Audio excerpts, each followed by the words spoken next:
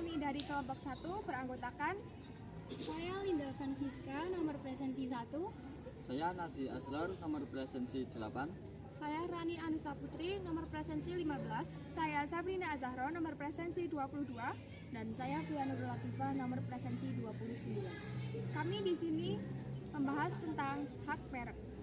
Saya akan menjelaskan tentang merek. Adapun pengertian merek adalah tanda yang dikenakan oleh pengusaha pada barang yang dihasilkan sebagai tanda pengenal. Jenis merek yang dapat dilindungi yaitu dapat berupa gambar, kata, huruf, logo, angka, susunan warna atau kombinasi dari unsur-unsur tersebut. Merek juga dapat melindungi bentuk produk. Fungsi pemakaian merek yaitu ada 4. Yang pertama, sebagai tanda pengenal hasil produksi seseorang atau badan hukum.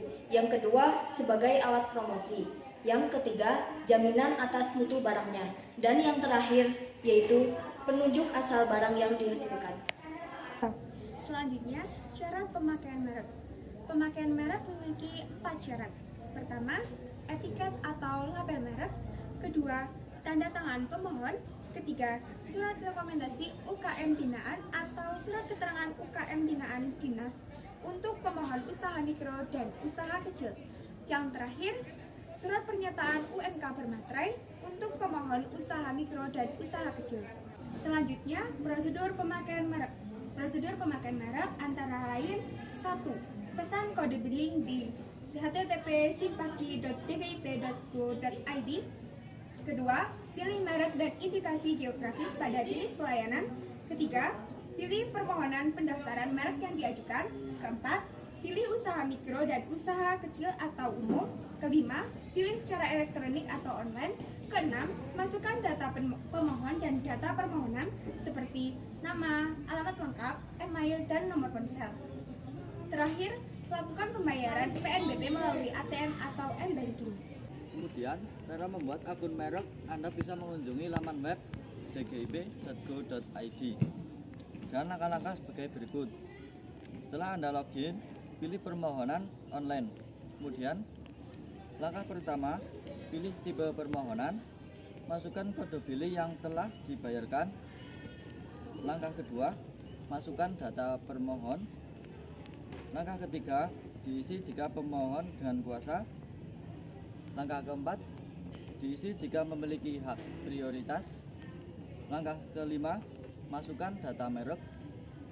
Langkah keenam, masukkan data kelas dengan klik tambah. Kemudian langkah ketujuh, klik tambah untuk mengunggah lampiran dokumen persyaratan. Langkah ke-8, review atau pastikan seluruh data yang Anda masukkan sudah benar. Langkah 9, cetak draft, tanda terima. Dan yang terakhir adalah klik selesai. Kemudian untuk biayanya dibagi menjadi 2 kategori. Yang pertama kategori umum yaitu 1.600.800 per kelas.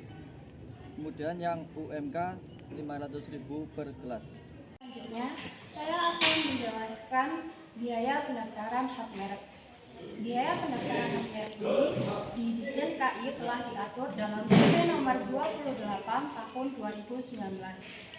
Biaya pendaftaran hak merek bagi UMKM dan masyarakat umum itu berbeda.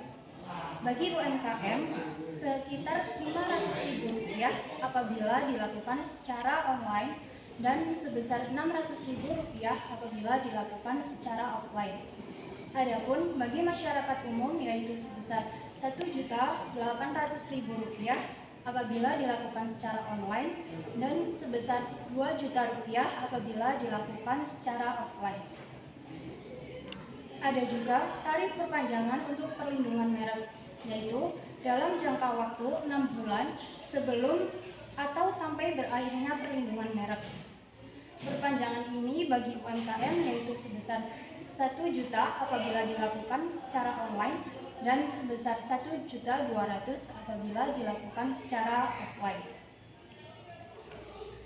Untuk masyarakat umum yaitu sebesar Rp2.250.000 apabila dilakukan secara online dan sebesar Rp2.500.000 apabila dilakukan secara offline.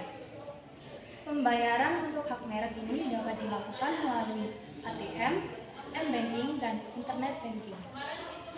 Yang selanjutnya, saya akan menjelaskan mengenai salah satu kasus pelanggaran hak merek. Di antaranya ada Monster Energy Company versus Adriana Tamrun.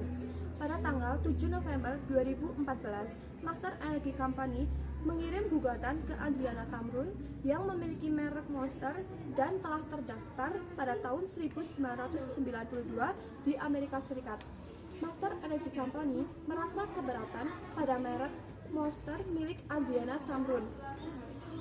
Merek Monster milik Adriana Tamrun juga sudah terdaftar di Kementerian Hukum dan HAM Ditjen Hak Kekayaan Intelektual. Dari hasil persidangan memutuskan Mahkamah Agung menerima ekspansi tergugat. Dalam hal ini, Andrea yang menyebutkan gugatan bersifat prematur karena tidak memiliki kepentingan. Dengan begitu, otomatis perusahaan Monster Energy Company tidak dapat diterima. Sekian dari kelompok kami, terima kasih.